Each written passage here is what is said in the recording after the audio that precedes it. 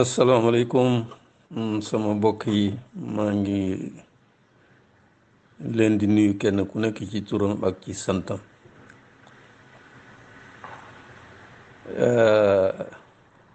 Dama déglu sama mag ji àll kan xam nga moom mooy sama mag bu waxee sax warumu cee teg baat waaye li mu wax lu wér a wér la lu wér a wér a wér la lu ñu mat a déglu. xam nga nun ñi tuddee suñu bopp Pastef am ab projet am ku nekk ci kaw ñu naan Ousmane Sonko danoo jàpp ne te moom la ñuy wax bis bu ne ñii fi nekkoon démb ak bërki démb yàq nañu suñu réew mi, yàq nañ ko ci jëf, yàq nañ ko ci wax, yàq nañ ko ci nii, yàq nañ ko ca nee. juróom benn fukki at rawatina 1er avril 2000 ba Abdoulaye Wade di jëlee réew mi ba fii nu ne réew mi dafa yàqu. ñu ne nit ñi dañoo yàqu, jëf yi nii dañoo yàqu, wax ji daf lépp a yàqu. nu ne nun bokkunoo ak ñooñu, daanaka nun beneen xeet lañu, bokkunoo ak ñooñu. danoo bëgg ñooñu abal nu ñu fab réew mi bu fekkente ne ki ñu yaakaar doy na leen muy Ousmane Sonko, ci gannaaw yàlla doy na leen muy Ousmane Sonko, ñu jox ko kàddoom, jox ko réew mi. nu jàpp ne buñ ko joxee réew mi doxalin wi mu koy doxale dana wuute ak doxalin wi ñu ko doon doxale 17 décembre 1962 ba fii nu ne. bokkunoo ak ñoom dara, bokkunoo ak ñoom doxalin, bokkunoo ak ñoom jëf. lépp lu ñaaw lañ daan def buñ la joxee réew mi dina fi jóge. waaye buñ jàppee ne nag nun bokkunoo ak ñoom ci dara, noo leen gën, te jàpp naa ni man ba may gis leneen noo leen gën. jàpp naa ni ba may gis leneen réew mi buñ ko tegee ci loxo Ousmane Sonko dana ko jaarale feneen fu ko ñooñee jaaralewul woon. waaye loola bala nu caa àgg dañ ko war a wane ci suñ biir, def benn dank rek ak benn jubluwaay ak benn bëgg-bëgg, jaar wenn yoon woo xam ne kenn du ko jàdd. yoon wi buñ ci dugal dara lu ci bokkut. noonu ñii noo leen gën, nañ fi jóge, baaxuñu, nun baax nañu, buñ ñu ñëwee buñ ñu joxee réew mi danañ ko teg ci yoon. balaa booba nag nanu wane nooy kan, nanu wane ne bokkuñoo ak ñoom, nanu wane ne suñuy doxalin bokkul ak seeni doxalin, nanu wane ne suñuy jëf bokkul ak seen jëf, nanu wane ne suñuy kaddu bokkul ak seeni kaddu. yoon wa nga xam ne fa la ñuy jaarale réew mi nun nan dugg ca yoon woowee te buñ ko jàdd, te buñ ko jàdd. lépp loo xam ne lii ku ko gis ci nun ne ñii kët dañuy wax rek waaye ñoo ñëpp a yem, loolu moom nañ ko moytu. Sénégal dañ naan kenn baaxut ñëpp a yem. ñi koy wax li ñu ko duggee mooy comme kenn baaxut moom ñi fi nekk boobu ñu bàyyi leen fi rek. Macky Sall baaxut, Abdoulaye Wade baaxut, ñi ci des it baaxut, koo fi indi day mel ni ñoom, bon nañ leen fi bàyyi. loolu nit ñi bëgg a gëmal buñ ko nangu nun. Ousmane Sonko nan jàpp ne du Abdoulaye Wade, Ousmane Sonko nan jàpp ne du Macky Sall. bokkuñu mooy li nu gëm. lu ñaaw lañ daan def lépp bu ñëwee dana dañ ci réew mi, moom la nu gëm. lu ñaaw la dana dañ, lu rafet rekk wutu ko. bon nag nun suñu bopp balaa noo àgg 2024, bala noo àgg 31 janvier juillet 2022 gi danoo war a wane ne nun kat bokkunoo ñii. warunoo def dara ci suñ biir loo xam ne lii muy wax walla muy jëf ñeneen ñi dañu duut baaram ne xoolal ñii li ñoom kat ñoom ñëpp a yem, ñii kat ñoom ñëpp a yem. maanaam ci élection locale yi am na ci loo xam ne lii duut nañu ci baaram. ci tabbante bi diw ñu tabb ko, diw ñu tabb ko, diw ñu tabb ko, wane nañ fa loo xam ne lii noog waa APR yam, noog waa PDS yam, am na ci ñoo ci nun du nun ñëpp, waaye am nañu ci wane loo xam ne lii ak ndombal tànk dong nga leen tax a jóg. ndombal tànk nag rek ku mu tax a jóg rek day daal di xaw a kiimaan da ngay daal di am jikko joo xam ne ji li nu wax ne buñ dikkee noonu la ñuy doxale jikko ji ngay wane day wóoteegu jooja. bu nu jiital ndombal tànk, bu nu jiitalu xeet, bu nu jiital nangam, bu nu jiital nangam comme ni ko sama mag Ousmane àlla kan waxe nan def benn dànk, benn bëgg-bëgg, jaar benn yoon. loolu rek moo nu war.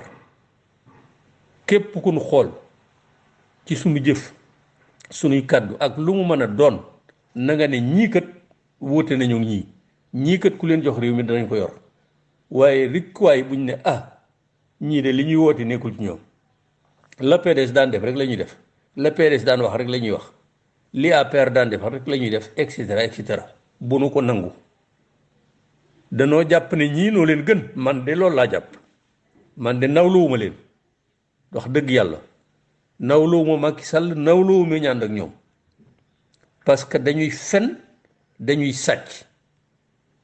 gëmuñu dara lu dul seen bakkan ak lu ñu am. di fen, di sàcc, di def lu ñaaw lu nañu def. man de nawlowuma leen. te jàpp naa ku nekk Pastef aussi doo leen nawloo. jàpp naa ni Ousmane Sonko nawloowul Macky Sall, amul benn werante. bon nag danoo war a am nu nu mel. d'accord na maag sama mag yi àll kan danoo war a am nu nu war a mel. nous devons être des exemples en tout. ci lépp danoo war a wane ne bokkunu ak ñoom, noo leen gën ci lépp nag. ndombo bu mu tax kenn indi jikko yoo xam ni du li nga xam ne moom leen dikk sénégalais yi ne bu ngeen di joxe réew mi danañ ko def. néew ma nag am na sax, néew ma am na, mais am na lu ma jot a gis ci élection locale yi. moom yàlla bu am ci élection législative yi ñëw, yàlla bu am. bu nu jiital ndombo, bu nu jiital suñ njariñ. lépp na nu jiital Sénégal, njariñul Sénégal. lépp na nu jiital ci njariñul Sénégal. ci biir loolu ku yàlla def lii wala mu def la lii wala mu def la lee alhamdulilahi rabbil alamina. waaye buñ ko def priorité. priorité bi mooy réew mi yàqu gi mu yàqu. priorité booy ñii fi jóge nga xam ni ñoo yàq réew mi ñu jële leen fi ba ñu set wecc ñu teg fi ñeneen. te ñeneen ña pour nun mooy d'abord Ousmane Sonko. bon nag nan wane leneen,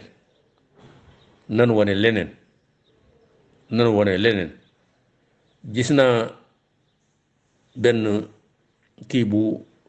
doyal la kan bind di wax maanaam ay Chine ak ay Vietnam fañ jaar, Maroc, Tunisie, Algérie fañ jaar ba am indépendance, Cameroun nangam et cetera. ay xeex yu ñu doon xeex ba am li ñu am. ay exemple lañu. waaye nag ñooñu yàlla danoo gën a yombal ñoom seeni mbir. wax ne leen exemple Chine marche 10 000 kilomètres mara d'Italie diggante 1921 ak 1949 li ci dee kenn xamul nu mu toll. di Algérie muy Maroc muy Tunisie ay guerre de la ca dee kenn xamul nu mu toll. Vietnam la ca dee kenn xamul nu mu toll.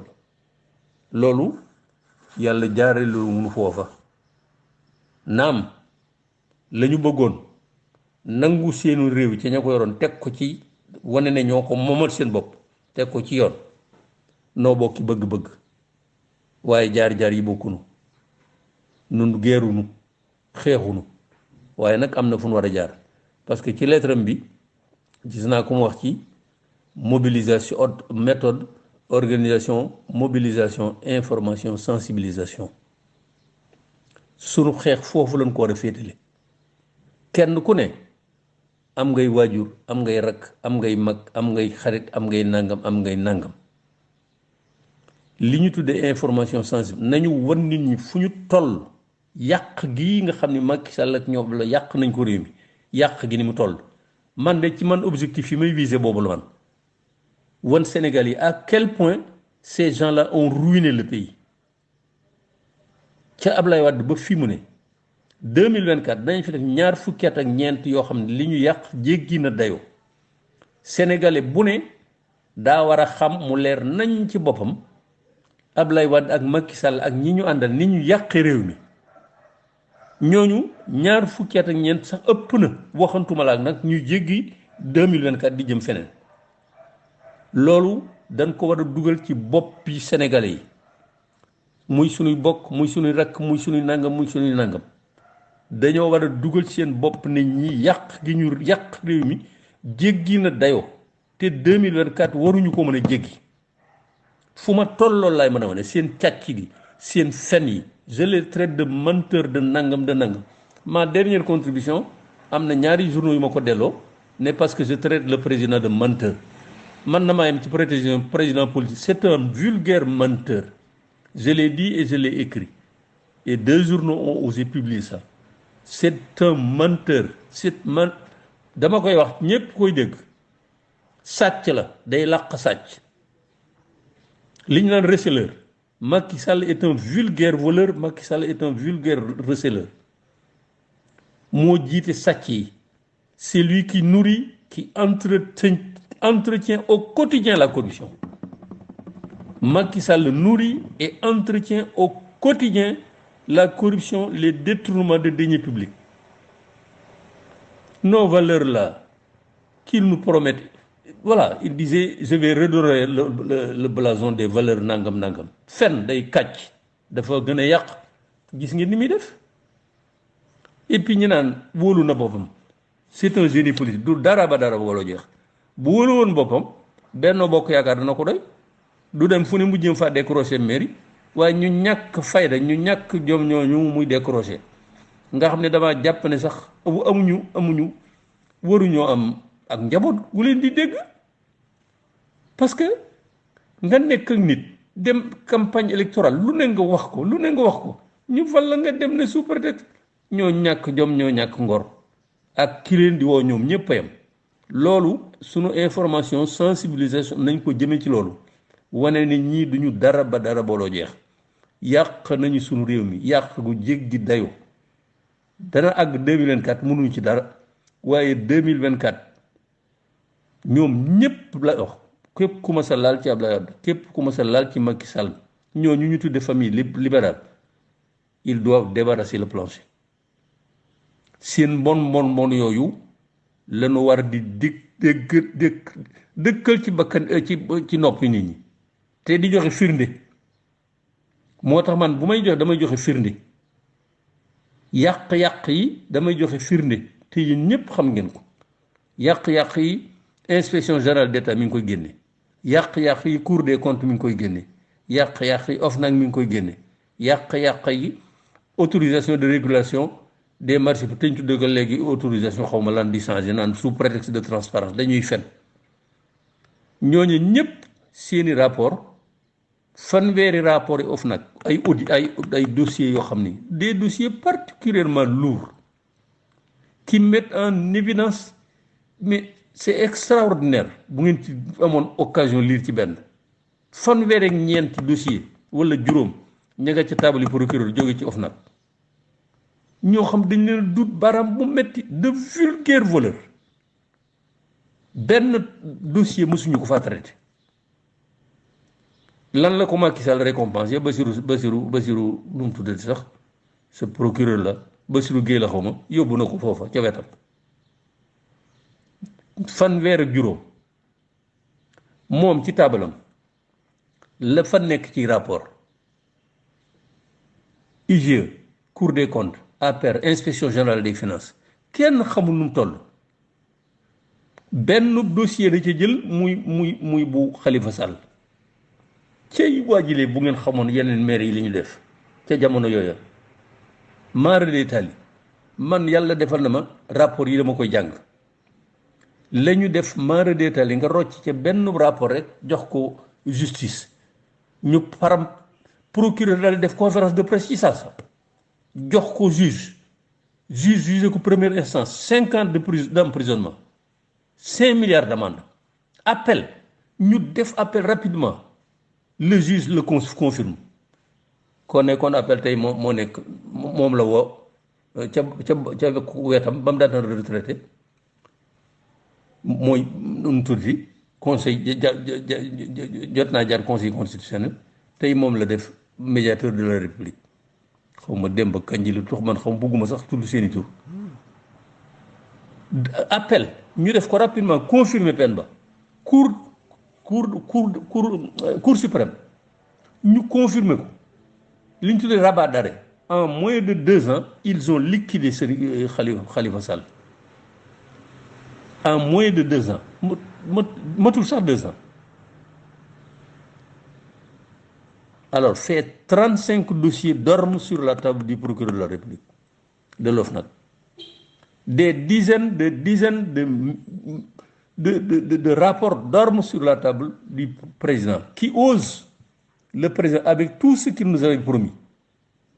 qui ose regarder les Sénégalais les yeux dans les yeux, pour leur dire que si je n'avais pas posé mon coude sur beaucoup de dossiers, si je n'avais pas posé mon coude sur les dossiers, beaucoup de gens iraient en prison. Wallahi, il y a des gens Macron, il y a d'ailleurs, il n'a même pas de dossier sur sa table. Ben dossier du Élysée. Allemagne waxi nopp, Belgique waxi nopp, kenn xalaatu ko fa. Nga ni si je n'avais pas mis mon coude sur les dossiers, beaucoup de gens iraient en prison. Muy ndi coow mu ñàkk jom, je le dis. Li ma wax partager le ko fu ne ñàkk jom. Il fait marche arrière. Nan waaw non waxewuma ko noonu il faut pas me faire dire ce que je n'ai pas dit man dossier Sindiély rek laa wax parce que je ne peux pas amener en même temps le frère et la sœur en prison déggal leen ma lii de la bouche du président de la République waaw man waxuma ñëpp Sindiély rek laa wax parce que mënuma dugal kaso rak ak mag parce que booba rapportu FESMAN lay wax festival mondial des arts nègres bi ñu fa organisé woon. C'était un scandale avec un budget de départ 5 milliards. À l'arrivée, 90 milliards de budget. Lu ne def nañ ko fa ci FESMAN rapport IGE ba mais c'est extraordinaire mu ne non booba rapport rek laa wax parce que mënuma dugal waaw d'abord léegi mooy dugal kaso wax na ko léegi wane na ne moom mooy dugal parce que je ne peux pas mettre en même temps le frère et la sœur en prison Karim lay wax waaw léegi si le frère et la sœur sont des voleurs nag doo leen dugal kaso et puis moom mooy dugal kaso waa léegi tey jii boo demoon police demoon tey bett borom kër ak ñaari soxnaam ak i doomam ñu nekk di defar seen yàmba wala beneen kii bu gën a garaaw ñu bett leen ca néeg ba da nga naan juróom yi daal nag yóbbu leen kaso ëpp na naa yóbbu ñaari ñi rek loolu la ñuy wax dama ni ce président de la République se fiche de nous moom mooy ndey sàcc moo tax bi ma déggee jamono yi ku mel ni mu tuddati sax xaw ma Moustapha Diakhaté naan il parle d'outrage à la République le fait que IAM bu Moustapha Guirassy recruté l'ex-capitaine là mu naan outrage à la République xanaa loolu la gis outrage à la République insulte honte à la République yi fi am acte bu Macky Sall posé benn la sama dernière contribution bi wane naa leen fi Ablaye Wade à 2 jours de la passation de service il prend un décret pour gracier une Sud-Africaine trafiquante notoire de cocaïne haute cour de justice condamné ko fii 10 ans il attend 2 jours la veille de la passation de service pour prendre un décret pour gracier ndaw soosu sous le prétexte que nee na yooyu président Sud-Afrique c'est pas vrai il était mêlé dedans am na lu la tax ñemewu ko bàyyi prison dem am na lu tax. Je donne l'exemple de Macky Sall, Mamadou Wuri Diallo, un trafiquant notoire de faux médicaments yu rey nit ñi ñu jàpp ko ca en flagrant délit on le condamne 5 ans d'emprisonnement mu def appel Macky Sall n'attend même pas mu jël décret gracier ko koo xam ni l'affaire est encore pendante en justice un trafiquant notoire de faux médicaments ñu wax mu naan xaw ma ko woon nanga waaye yéen mais ce qui se passe au Sénégal nun ci loolu lañ war a gën a insister am jaarunu ay Chine ak yooyu di guerre di rey mais lii mooy sunu guerre wan nit ñi kuy Macky Sall wan nit ñi kuy Ablaye Wade wan nit ñi nan la yàq suñu réew mi wan nit ñi leen wër ñan lañ ñu ñàkk ñoom ñu ñàkk ngor qui ont perdu tout sens de l'honneur et de la dignité ce sont ces gens-là qui nous gouvernent nun nag danoo bokkunoo ak ñoom bu nu bokk ak ñoom mukk ci àddina te nanu koy wane ci sunu lépp nanu def benn dank waasoog nangam ak loolu warta en place ci nun ñi nga xam ni danoo def Ousmane Sonko gannaaw yàlla muy sunu yaakaar def ne gannaaw yàlla danañ ko jox réew mi 2024 te buñ ko waxee dana ko yore yi neneen noonee nag nu digge ne buñ ñu joxee noone leen ko yore nan ko wane ci suñu biir nan ko wane ci suñu lépp d'accord na maag sama doyen àllakat wax na dëgg nan def benn dank def lenn rek muy suñu priorité muy l'avenir de la jeunesse sénégalaise l'avenir du Sénégal loolu rek lay doon suñu priorité te liggéey bi ñu ci mën a liggéey nanu dem ci nit ñi informer sensibiliser conscientiser et cetera wan nit ñi kan mooy Macky Sall ak kan mooy Ablaye Wade ak ñii li ñu yàq ni mu demee jéggi na lay dañ fee war a jóge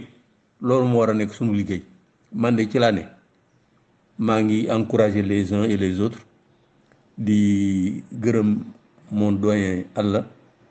je lui renouvelle mon estime mon amitié et mon respect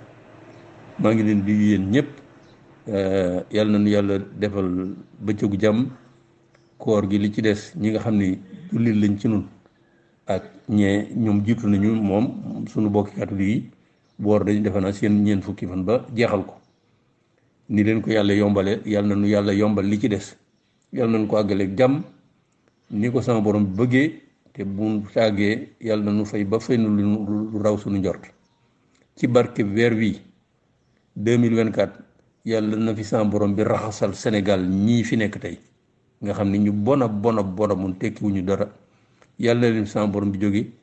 teg fi ku mel ni Ousmane Sonko te liñ yaakaar ci moom yàlla bu suñu yaakaar tas